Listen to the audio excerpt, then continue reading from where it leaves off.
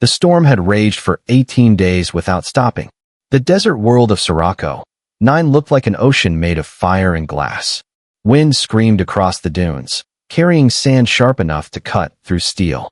Inside a half-buried shelter, Armin Qureshi sat alone, listening to the constant roar. He was a human engineer, stranded after his small transport ship crashed while mapping mineral veins for the Terran Alliance. His emergency beacon blinked weakly on the console, still transmitting, still unanswered. Armin rubbed his eyes. His beard had grown rough, his uniform covered in a thin layer of red dust. 18 days, he muttered, and not a single rescue ping. The heating coils hummed, keeping the small room just warm enough to survive. Outside, the storm howled like a living thing, shaking the walls of the shelter. He looked through the narrow viewport.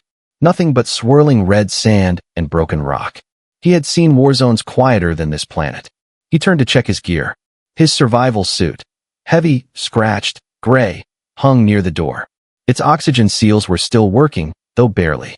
The outer filters were clogged with dust from the crash. He had food for maybe 5 more days, water for 3. If the storm didn't end soon, he would have to go outside and risk it.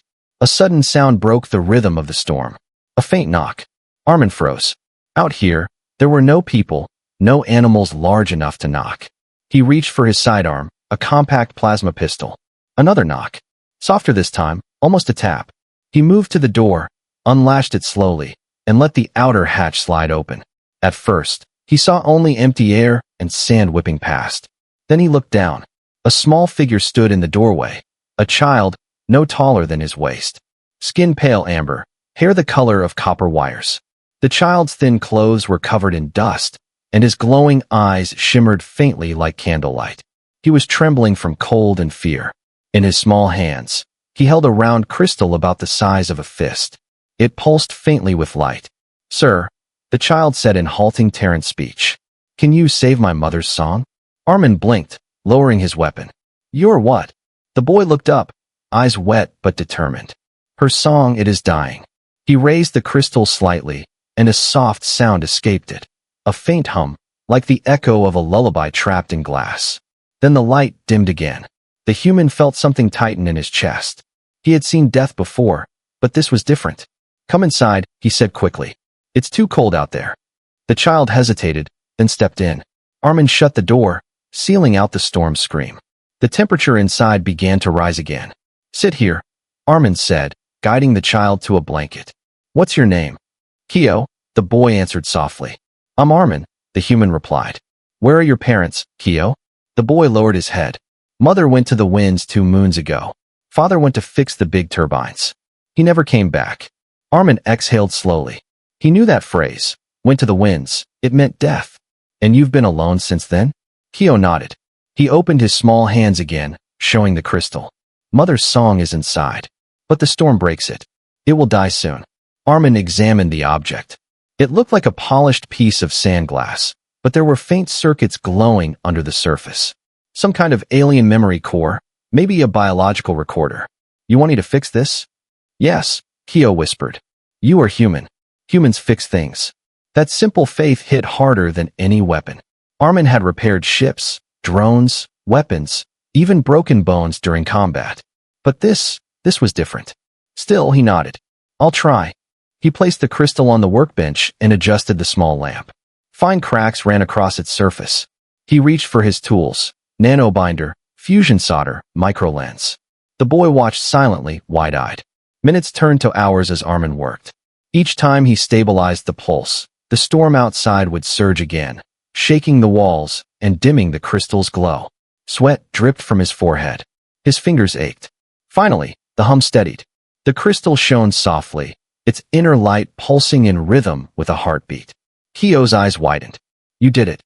"Maybe," Armin said, sitting back. "But it won't last long. Whatever's inside needs a stronger link. Something that can recharge it." Kyo nodded slowly. "The Wind Chapel. It can sing again there." Armin frowned. "Wind Chapel. It is where our songs are born," Kyo said. "But it is far, beyond the dunes." Armin looked at the storm map. The chapel lay deep in the northern sector, across unstable terrain. Going there would be suicide in this weather. But when he looked back at the boy holding that fragile light, His mother's last memory. He couldn't bring himself to say no. He sighed, rubbing his temples. "We'll wait until the storm slows down," he said finally. "Then we'll go." Kyo smiled faintly. The first real smile Armin had seen in weeks. He curled up on the blanket, holding the glowing crystal close to his chest. Within minutes, he was asleep. Armin sat beside him, listening to the wind outside. The world was still cruel, but inside this small shelter, there was a fragile kind of warmth. For the first time since crashing, Armin didn't feel completely alone. He looked at the boy and whispered to himself, "All right, kid, we'll save your mother's song."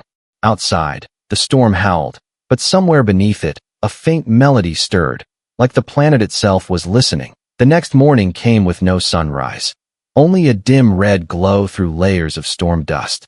The wind had weakened a little, but it still hissed across the shelter walls like an angry spirit. Armin Qureshi packed his gear with steady hands. His oxygen filters had half a day's life left. The signal beacon still blinked in the corner, but no rescue ping returned. The Terran Alliance was too far to hear him now.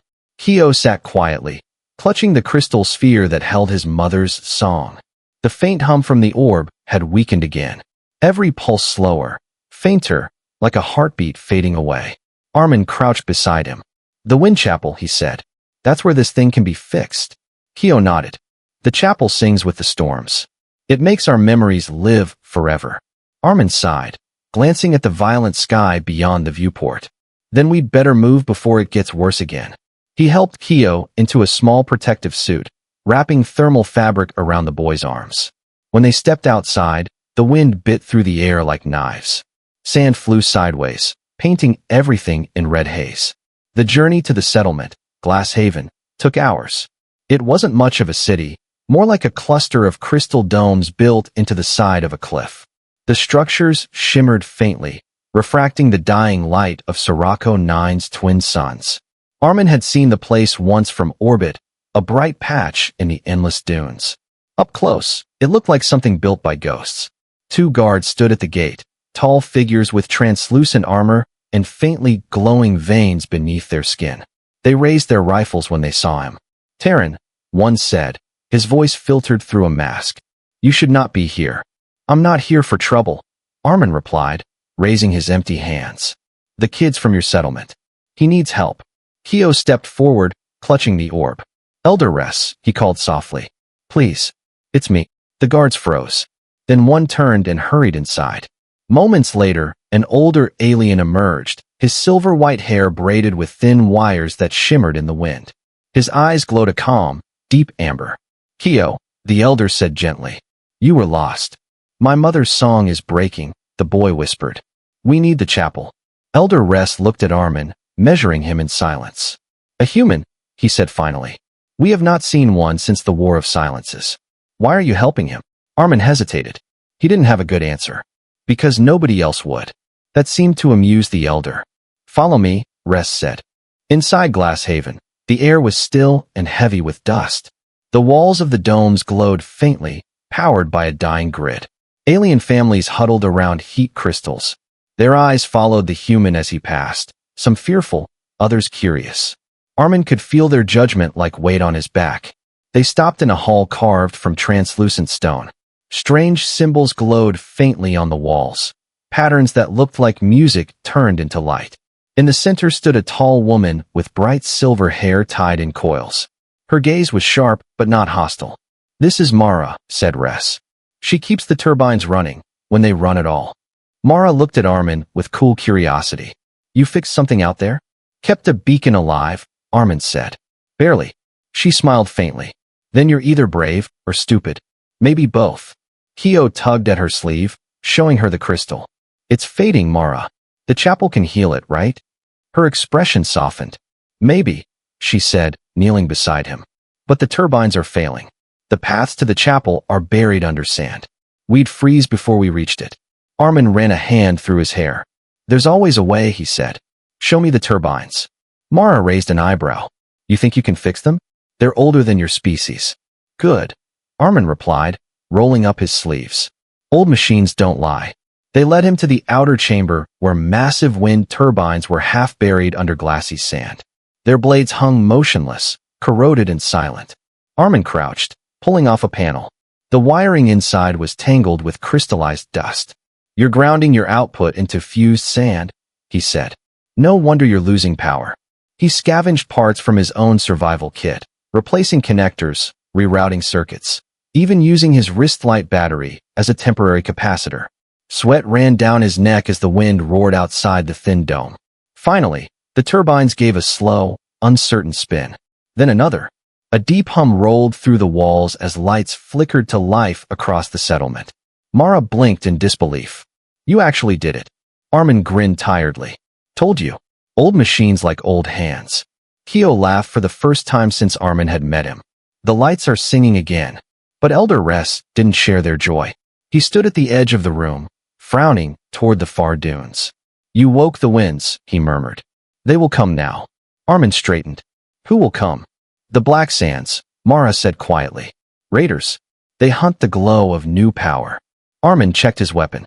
Then we better be ready. He looked at Kyo, who clutched the glowing orb close to his chest, its rhythm now stronger again, as if the planet itself had heard them. Outside, in the endless desert, faint shapes moved against the stormlight, dark silhouettes riding the sand like waves. The wind shifted, carrying a distant sound that wasn't thunder. It was drums. Armin exhaled. Guess the easy part's over. Night came without stars. The storm clouds had thickened again, turning the sky into a blood-colored sea. Inside Glasshaven, the faint glow of the turbines pulsed through the domes like a heartbeat. The wind outside screamed across the cliffs, echoing through the narrow passages like whispers of ancient ghosts. Armin sat near a small heater, tightening the strap on his repaired wrist light. He had been offered food, something like roasted roots mixed with metallic powder, but he barely tasted it. His mind replayed Elder Res's warning. You woke the winds. They will come. Kyo sat across from him, half asleep, clutching the humming crystal. The boy's small body was wrapped in a blanket that glowed faintly from embedded light fibers. Every so often, the crystal in his hands flickered brighter, releasing a faint note, a tiny sound that seemed to echo through the walls. The whole dome vibrated softly, like the planet itself was listening. Mara entered quietly, brushing sand from her clothes. Her white hair shimmered faintly in the dim light. The outer sentries spotted movement, she said. The Black Sands are closer than we thought.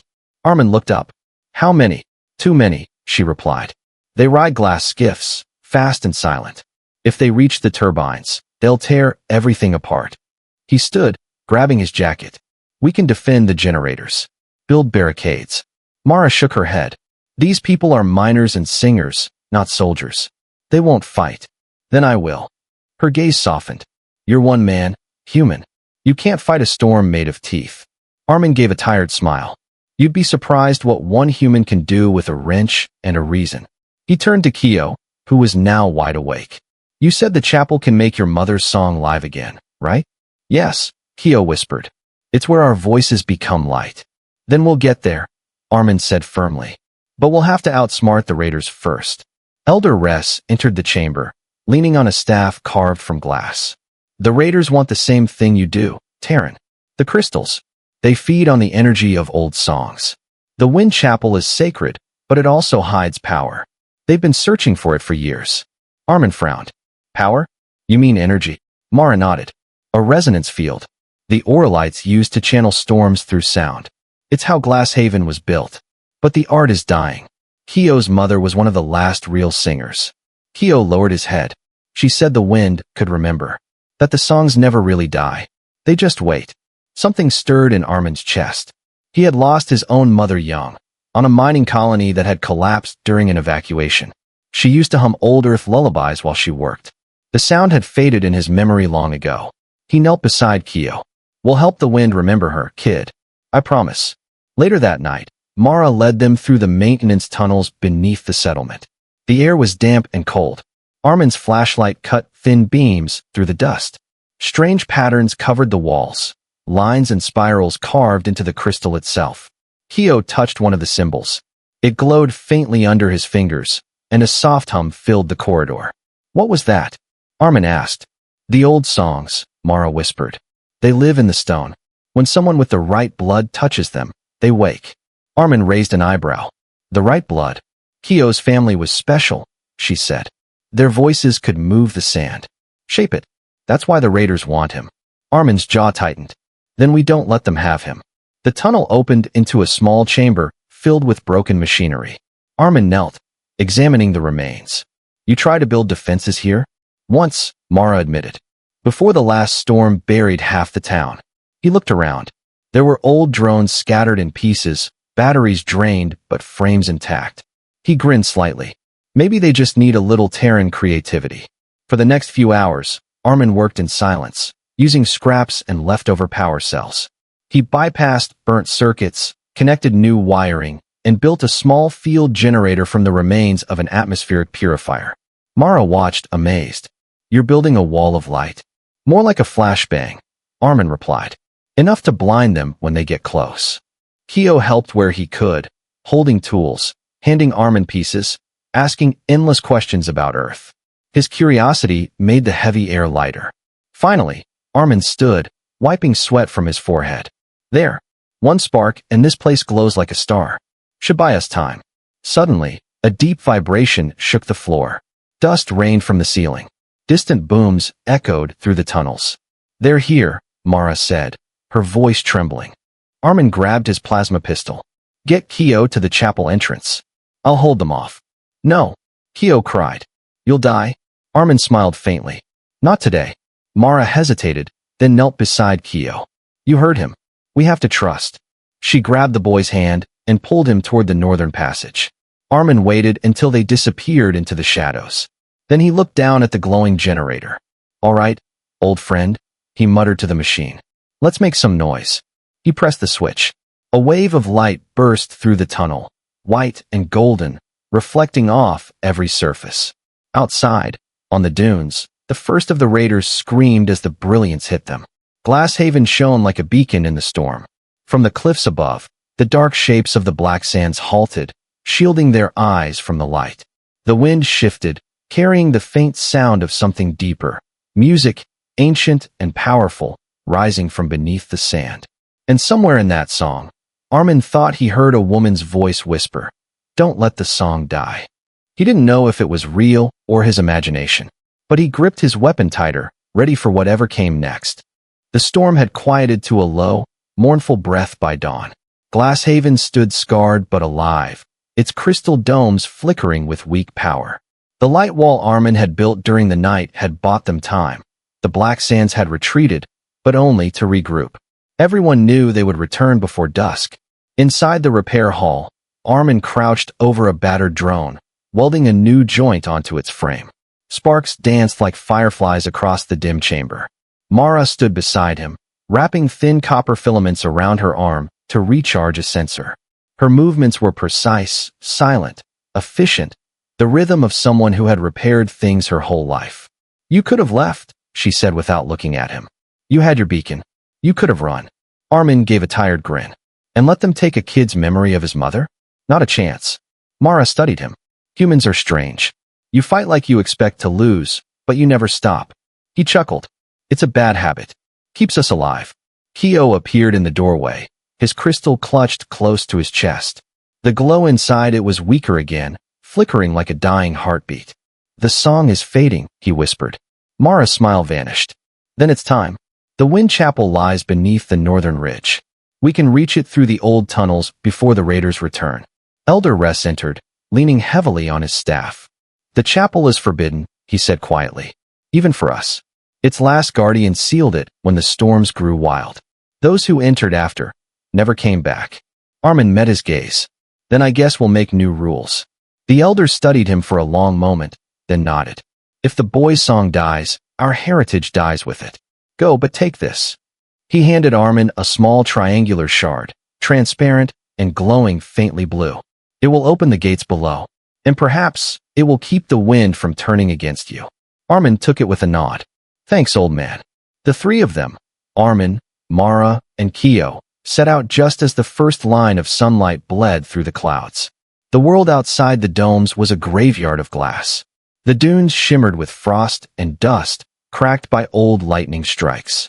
Every footstep crunched like broken mirrors. They moved fast, following the ridge trail, staying low between the sand waves. Armin's visor displayed constant wind readings. The air pressure kept shifting unpredictably, warning of another storm brewing. After an hour, the ground began to tremble. Kyo gasped and pointed toward the horizon.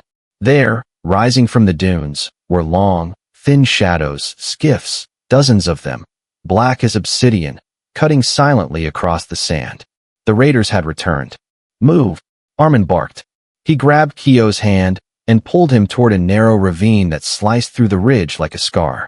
Mara followed close, her breath ragged, sand stinging her face. They slid down the ravine, half running, half falling, until they reached an ancient doorway buried halfway into the cliff. The walls around it were carved with swirling lines, music frozen into stone. "This is it," Mara said, brushing sand from the door's surface. "The entrance to the wind chapel." Armin pressed the triangular shard into a circular socket in the wall. For a moment, nothing happened. Then the air itself seemed to vibrate. The carvings glowed faintly, and the door split open with a deep, resonant hum. A wave of warm air rolled out from the darkness beyond. It smelled of metal, dust, and something faintly sweet, like ozone after lightning. They entered cautiously. Inside, the walls glowed with veins of crystal, reflecting their torchlight in 1,000 directions. The passage sloped downward, deeper and deeper into the ridge. Strange echoes followed them, soft notes, almost voices, carried on the air. Kyo clung to Armin's sleeve. "It's singing," he whispered. Armin frowned. "Singing what?" "The names of those who came before," Mara said quietly. "The chapel remembers every voice it ever held." After several turns, they reached a massive chamber. The ceiling stretched high above, lost in shadows. In the center stood a structure like a great harp carved from crystal, its strings humming faintly with energy. Around it, hundreds of smaller stones floated in the air, circling slowly, as if orbiting an invisible sun. Kyo stepped forward in awe. "This is where she brought me once. Before she went to the winds." Armin knelt beside the harp, examining its base. Ancient mechanisms whirred faintly, covered in dust. "It's a machine," he muttered. "Sound-based resonance converter. It's alive, but sleeping." Mara nodded. "Our ancestors said the chapel sings only when it hears the true note of grief and hope together." "Poetic," Armin said, pulling out his toolkit. "But let's give it a push." He connected a power cell from his suit to the crystal base. Blue light spread across the chamber, pulsing in rhythm. The harp vibrated once, then went still. "Come on," Armin whispered. "Sing for us." Kyo took a step forward. The crystal in his hands flickered weakly. He closed his eyes and began to hum. The same soft melody Armin had heard that first night. The sound was pure and haunting, thin but strong. The harp responded. Its strings shimmered, catching the sound, amplifying it. The floating stones began to spin faster, their glow brightening. Mara gasped. "He's waking it." But the harmony was fragile. The floor trembled again, this time not from music but from distant explosions. "They found us," Armin said, checking his scanner. "The raiders are cutting through the ridge wall. We've got minutes." Kyo didn't stop humming. Tears streamed down his cheeks, but his voice stayed steady.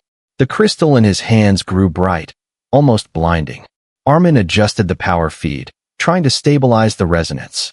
"Just a little more, kid. Hold it steady." Mara drew her blade, a curved piece of silver glass. "I'll hold the entrance." The light from the harp exploded outward, flooding the chamber in gold and blue. For a moment, Armin thought he could hear 1,000 voices singing back, a chorus rising from the stones themselves. And beneath that music came another sound, distant, mechanical, cold. The echo of engines approaching through the dunes. Armin's blood ran cold. "They didn't just send raiders," he said. "They sent a warship." Mara looked back, her eyes wide. "Then we finish this before they arrive." Kyo's song grew stronger. The harp's glow deepened until the walls shimmered like liquid glass. The chapel was alive again, and the storm outside was beginning to answer. The air inside the wind chapel vibrated like a living drum. Every wall, every crystal vein hummed with strange resonance. The glowing stones that floated in circles above Kyo now spun faster, trailing ribbons of light through the air. Armin could feel the energy pulsing beneath his boots, steady, deep, ancient. The boy's song filled the chamber, trembling with emotion. His voice was small but pure, carrying both sorrow and strength. The great crystal harp responded to every note, amplifying his melody until the entire chamber felt alive. Armin worked quickly beside the machine's base, his hands flying over circuits and panels. The power regulator was unstable. The resonance could overload at any moment. Come on, he muttered, forcing a new line through the control socket. Mara stood at the tunnel entrance, her curved blade raised, her body outlined in the blue glow. The sound of engines thundered faintly through the rock above them. The Black Sands had arrived. The vibration of their landing skiffs shook dust from the ceiling. Armin, she called. They're cutting through. I hear them, he shouted back. Just keep them busy for 2 minutes. Mara gave a sharp smile. That's 1 minute more than I planned to. Kyo's voice cracked for a moment, but the crystal in his hands flared brightly. He took a deep breath and began again, stronger this time. The note rose higher, purer. The entire chamber shifted tone, resonating like a single giant instrument. Armin froze.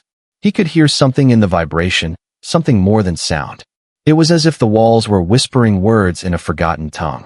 He looked around, astonished, as images formed in the air, memories carved from light. He saw figures of the past, Auralite singers standing in circles, their songs raising great towers of glass from the sand. He saw storms bending to their will, sculpting valleys and domes in rhythmic motion. And then he saw them fall, cities swallowed by wind and greed, their songs broken, their voices silenced. The light flickered, fading back into the crystal as the vision vanished. Armin, Mara's shout snapped him back to the present.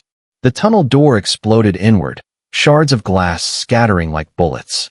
The first of the raiders stormed through, tall figures in black armor, faces hidden behind curved masks. Energy rifles flashed blue fire through the haze. Mara moved like lightning. Her blade sang as it struck, leaving trails of shimmering light. 2 raiders fell before they even fired again. But there were more, dozens flooding the tunnel. Armin pulled his plasma pistol and fired, shots echoing through the vast chamber. Kyo, stay low.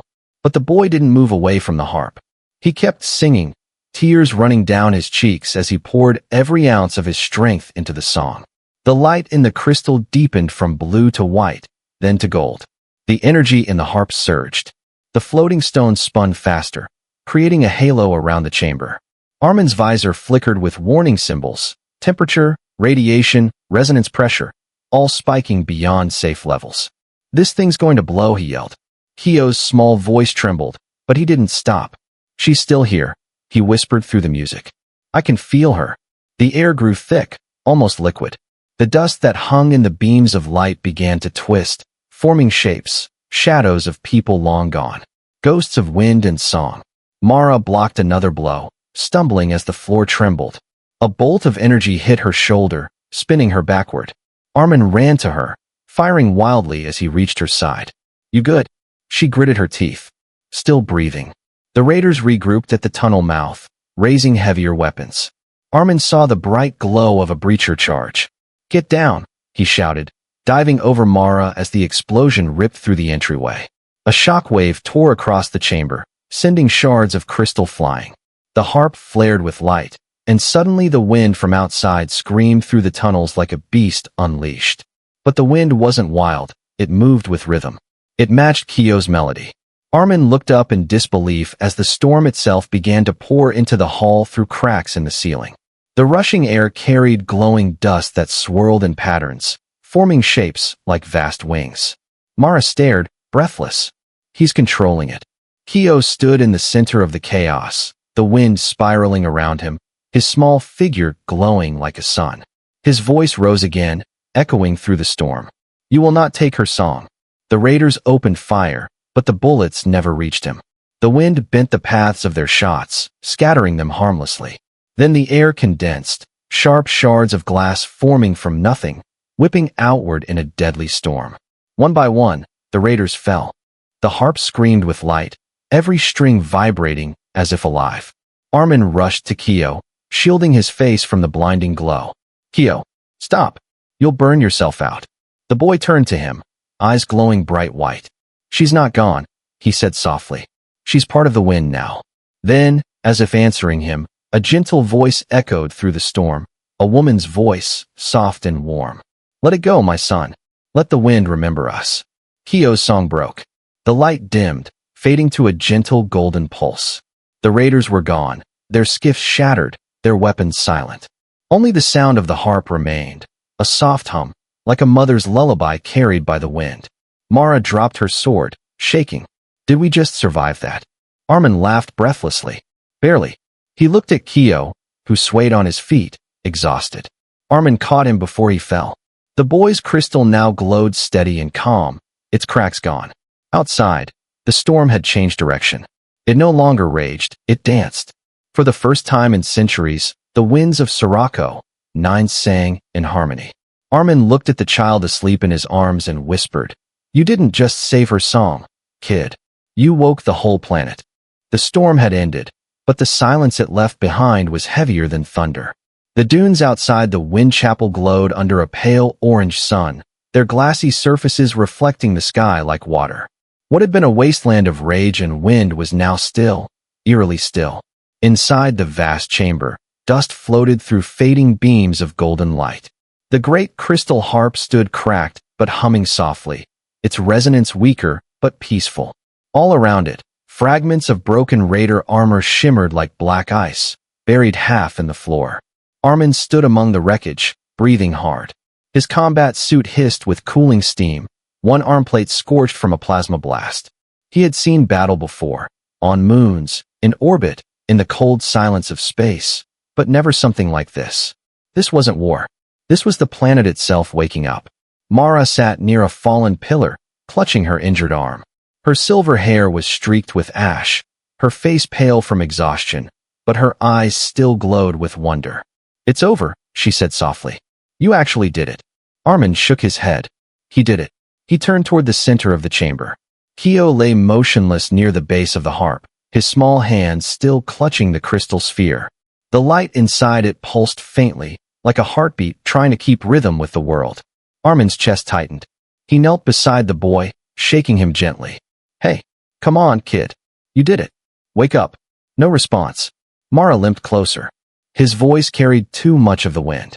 The chapel took part of him when it answered. Armin looked at her sharply. "You mean it drained him?" She hesitated, then nodded. "The wind remembers what it takes."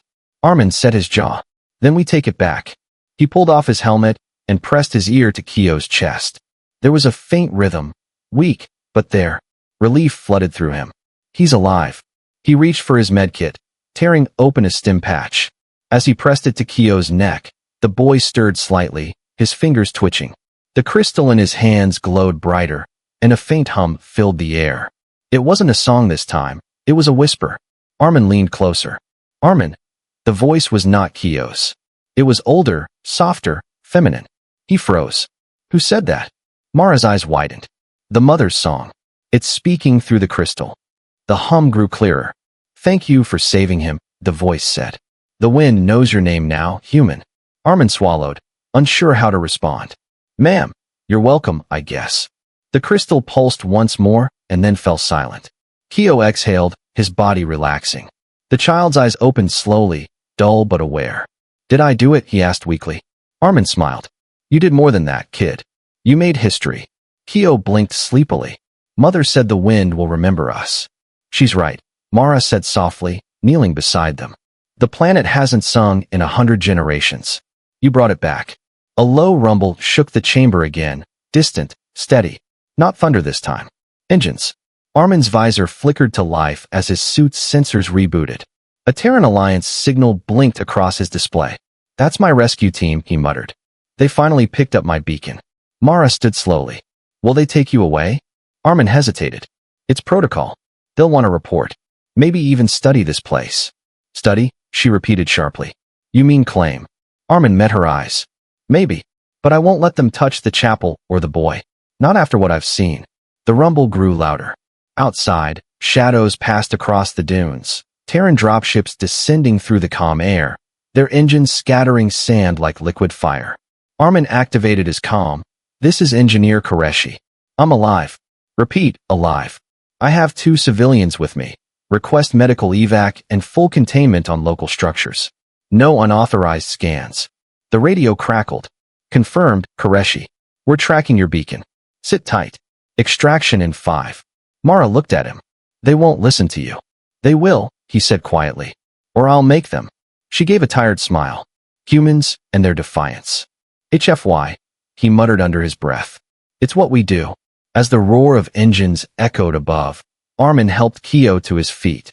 The boy leaned against him, still weak, but his eyes glowed faintly gold now, the same hue as the planet's horizon. When they stepped outside, the air was cool, almost gentle. The dunes stretched endlessly, their glass surfaces reflecting the sunlight like waves. In the distance, the wreckage of the raiders' ships shimmered in the heat. The Terran dropship landed nearby, kicking up spirals of sand. Soldiers in white armor spilled out, scanning the area with cautious awe. One of them stopped short at the sight of the shining harp visible through the cracked ridge. By the stars, the lead officer murmured. What is this place? Armin looked back at the boy, then at Mara. It's a song, he said, and it's not ours to take. The officer frowned. Command's going to want data. Samples. You know the drill. Yeah, Armin said, stepping forward, his tone suddenly hard. And they'll get my report, nothing more. Behind him, a soft gust rose from the dunes. The wind carried faint music, notes too gentle to be mistaken for coincidence. The soldiers froze, staring around as the air shimmered faintly with golden dust. Mara smiled faintly. She's still watching. Kyo squeezed Armin's hand. The wind remembers.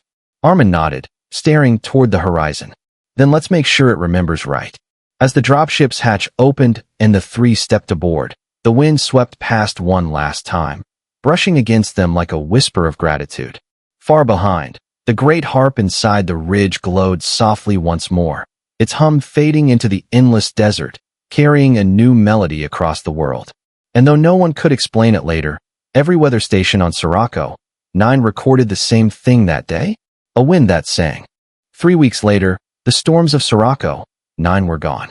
The planet, once infamous for endless winds and deathly sand, now breathed quietly under a gold-white sun. The dunes glittered like mirrors, and the great ridges where glass met sky pulsed faintly with buried light. Armin Koreshi stood on the balcony of the Terranoralite outpost, staring at the horizon. Below him, engineers and scientists moved among half-buried turbines, installing new sensors and weather beacons. They believed they were studying climate stabilization. Only Armin and a few others knew the truth. The planet was alive now. The wind no longer screamed. It hummed. Every dawn brought a faint vibration through the air, a low, melodic pulse that resonated in the bones. The locals called it the morning song. Behind Armin, footsteps echoed lightly on the balcony. Mara approached, wrapped in a cloak of silver fibers that shimmered against the light. The scars on her shoulder had almost healed. You still wake early, she said softly. He smiled. Hard to sleep when the planet sings back. She stood beside him, gazing at the dunes. Glasshaven is rebuilding. The children are learning to harmonize with the winds again. Elder Rest says the chapel has changed. The song feels human now. Armin's brow lifted. Human? That's new. She smiled faintly. Maybe your species left more than footprints. Before Armin could answer, a child's laughter carried from below. Kyo was in the settlement courtyard, surrounded by a circle of Oralite and Terran kids. He held a handful of sand in his palm, humming softly. The grains rose into the air, forming glowing shapes, tiny birds made of glass and light that fluttered before dissolving into the breeze. The children clapped and cheered. Mara's eyes softened. He learns faster every day. The chapel responds to his voice. It listens only to him now. Armin folded his arms, exhaling. He's special, but I still wish Command would stop sending probes near the ridge. They think I don't notice. They want to own what they can't understand, she said. But Sirocco won't let them. It belongs to its songs now. Armin looked at her, thoughtful. So do we. She turned, meeting his gaze. The wind lifted strands of her hair, carrying faint golden dust between them. Do you ever regret it? She asked. Staying here instead of going back to your world? He shook his head slowly. The galaxy has enough soldiers and engineers. It needs more listeners. They stood in silence for a while, watching as Kyo's small figure glowed brighter in the courtyard below. The boys' laughter rose like music, echoing against the cliffs. Then the outpost's comm unit crackled to life behind them. Commander Qureshi, a voice said. Incoming transmission, encrypted Terran channel. Priority Alpha. Armin frowned, tapping the wrist console. Send it here. The holographic image of Admiral Rin de Leon flickered into view, an older man with sharp eyes and a face carved by too many hard decisions. Major, he said, we've received anomalous readings from your sector. Energy spikes across multiple dunes, atmospheric distortion, even orbital resonance patterns. You want to tell me what's going on down there? Armin hesitated, then smiled faintly. Just the wind, Admiral. It learned to sing. De Leon raised an eyebrow. Don't get poetic on me, Major. The Council's nervous. They think whatever happened at the Wind Chapel could spread, terraforming on its own. They're calling it a miracle, or a threat. Armin's gaze drifted toward Kyo. The boy was still laughing, the sand dancing in his hands. Depends on how you listen, he said. Threats destroy. Songs remind us we're alive. The Admiral studied him a moment, then sighed. I'll mark your report as contained. But if the wind starts growing cities, call me before it writes a national anthem. The holo winked out. Mara chuckled. He doesn't understand it. He doesn't need to, Armin replied. Some things aren't meant for control. The sky darkened slightly as the twin suns sank lower. From the ridge beyond Glasshaven, a deep, resonant tone rolled across the desert. A single, powerful note that vibrated through every structure, every crystal, every heart. The people of the outpost paused their work and listened. It was the same melody that had once poured from the Wind Chapel when Kyo sang. But now, it wasn't just the chapel singing. It was the planet itself. Kyo raised his head, his eyes glowing gold. He smiled, whispering to the breeze. She's saying thank you. Mara looked at Armin, tears glinting in her eyes. His mother? Maybe all of them, Armin said quietly. Every voice that was lost. They stood together as the wind circled the settlement, carrying light and warmth instead of sand. The dunes shimmered like the surface of a calm sea. For the first time in centuries, Sirocco, 9 wasn't a world of storms. It was a world of memory, reborn through a child's song and a human's stubborn heart. Armin took Mara's hand as the last light faded behind the horizon. We came here looking for minerals, he said softly. We found something better. What? She asked. Proof that even in the coldest places, he said, humanity can still make the universe sing. Above them, the night wind rose again, gentle, endless, alive, carrying the song of a planet that would never forget.